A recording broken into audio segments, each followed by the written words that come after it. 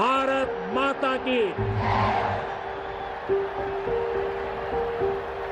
Civil code को हम लेकर के जी रहे हैं, वो सिविल कोड सचमुच में तो एक प्रकार का कम्युनल सिविल कोड है।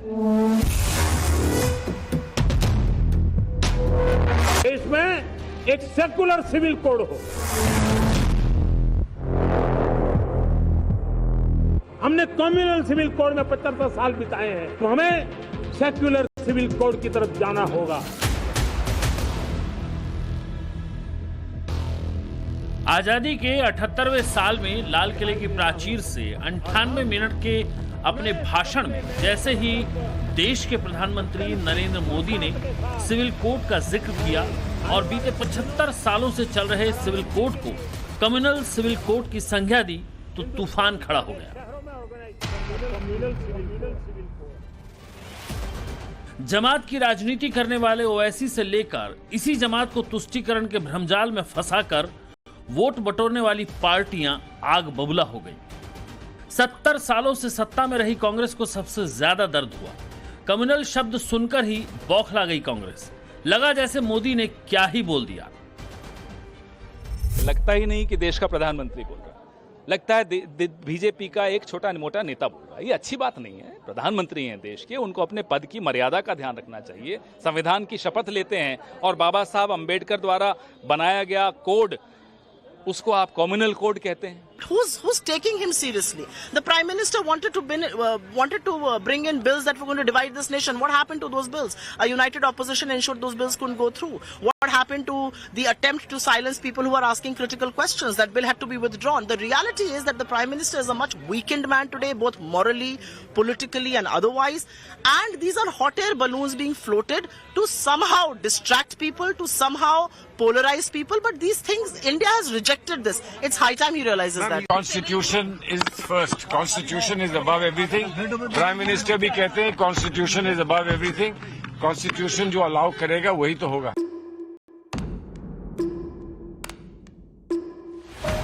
तुष्टीकरण की राजनीति इस देश में किसने की? कौन समुदायों को सहूलियत देकर 70 सालों से सियासत कर रहा था?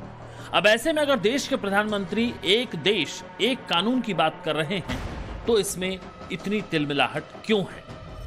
140 करोड़ की आबादी वाले देश में समान कानून न होने के वजह से एक बड़ा वर्ग पीस तो रहा है। भेदभाव तो उस बड़े समुदाय के साथ हो रहा है। विपक्ष इस पर एकमत नहीं है, तो तकलीफ क्या है? तो फिर सवाल तो उठेंगे ही कि आखिर दिक्कत क्या है। 140 करोड़ की आबादी वाले देश में समान कानून ना होने से एक बड़ा वर्ग पिस तो रहा ही है। भेदभाव तो उस बड़े समुदाय के साथ हो रहा है। विपक्ष इस पर एकमत नहीं है या उसे तकलीफ है, तो फिर ये सवाल तो उठेंगे ही कि आखिर दिक्कत क्यों है। यूनिफॉर्म सिविल कोड का मतलब ही है कि हर धर्म, जाति, संप्रदाय और वर्ग के लिए पूरे देश में एक ही नियम हो, पूरे देश के लिए एक समान कानून हो। किसी भी धर्म के लिए विवाह, तलाक, विरासत और गोद लेने के नियम एक हो। और रही बात संविधान की, तो अनुच्छेद 44 में सभी नागरिकों के लिए समान कानून लागू करने की बात भी कही गई है।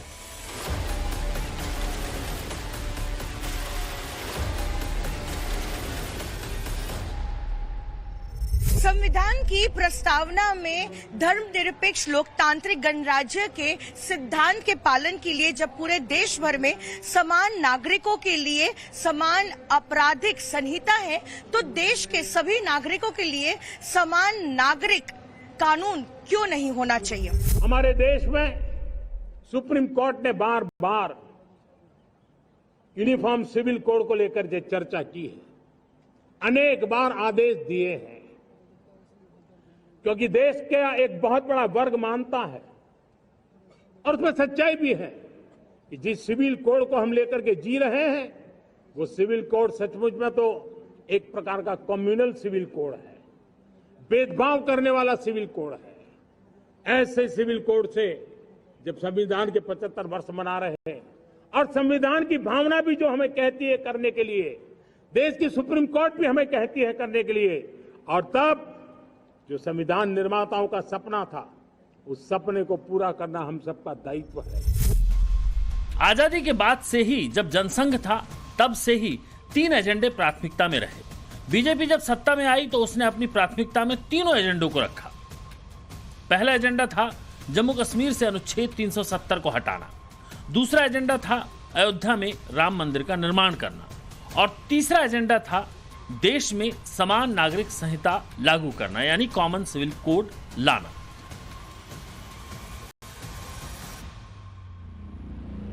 दो टर्म में 2 एजेंडे पूरे हुए। अब मोदी का तीसरा टर्म है, यानी अब बारी यूनिफॉर्म सिविल कोड की है, जिसकी शुरुआत बीजेपी ने इसी साल 6 फरवरी को उत्तराखंड से कर भी दी और सदन में बिल पेश कराकर कानून भी बना दिया।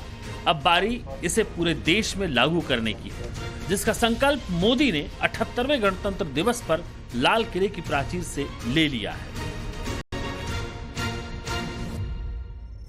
और मैं मानता हूं इस गंभीर विषय पर देश में चर्चा हो, व्यापक चर्चा हो, हर कोई अपने विचारों को लेकर के आए और उन कानूनों को, जो कानून धर्म के आधार पर देश को बांटते, जो ऊंच नीच का कारण बन जाते हैं, ऐसे कानूनों को आधुनिक समाज में कोई स्थान नहीं हो सकता है। और इसलिए मैं तो कहूंगा अब समय की मांग है कि देश में एक सेकुलर सिविल कोड हो। हमने कम्युनल सिविल कोड में 75 साल बिताए हैं, अब हमें सेक्युलर सिविल कोड की तरफ जाना होगा और तब जाकर के देश में धर्म के आधार पर जो भेदभाव हो रहे हैं, सामान्य नागरिक को जो दूरी महसूस होती है, उससे हमें मुक्ति मिलेगी।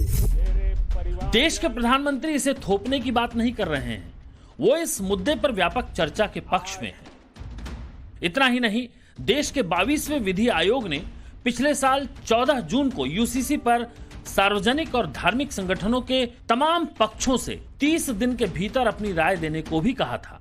लेकिन धार्मिक संगठनों को लगता है कि ये कानून समाज के ताने बाने को बिगाड़ देगा। ऑल इंडिया मुस्लिम जमात के राष्ट्रीय अध्यक्ष मौलाना मुफ्ती शहाबुद्दीन रिजवी को सुनिए।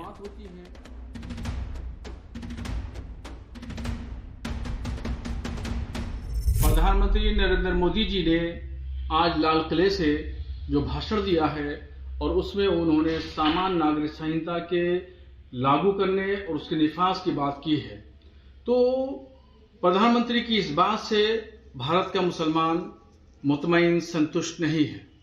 उसकी वजह यह है कि हर समाज, हर कौम के अपनी अपनी अलग अलग रसूमात होती हैं और जिंदगी गुजारने के दिनचर्या के बहुत सारे ऐसे जो है उसूल और ज़ाब्ते होते हैं जो समान नागरिक संहिता में नहीं आ सकते। किसी कौम की पसंद नापसंद से तो देश चलेगा नहीं। कॉमन सिविल कोड संविधान का मुद्दा है, लेकिन इसमें सियासत चिपकी हुई है। कई राजनीतिक पार्टियों का दाना पानी टिका हुआ है, इसीलिए जैसे ही ये मुद्दा सामने आता है तो विरोधी तलवारें तान लेते हैं।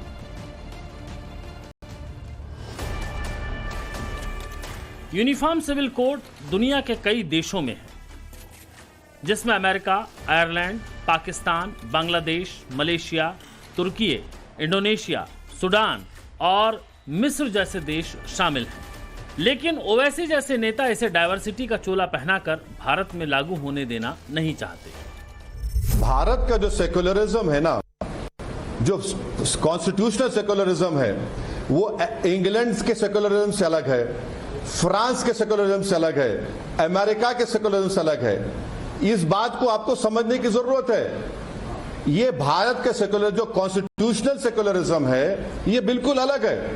अब अमेरिका में स्टेट्स के पास उनका कानून है, अमेरिका के टूट गया। जमात की राजनीति करने वाले सबसे बड़े नेता असदुद्दीन ओवैसी यूसीसी के कट्टर विरोधी रहे हैं। उत्तराखंड में बीजेपी ने इसे जब लागू करने के लिए कमेटी बनाई थी तो उसे ओवैसी ने संविधान के आर्टिकल 44 का सीधा उल्लंघन बताया था और इसे बीजेपी द्वारा थोपा गया सभी के लिए हिंदू कोड करार दिया था। यूसीसी के ना होने से जमात को मिली सुविधाएं खत्म ना हो जाएं, इसका डर ओवैसी को है।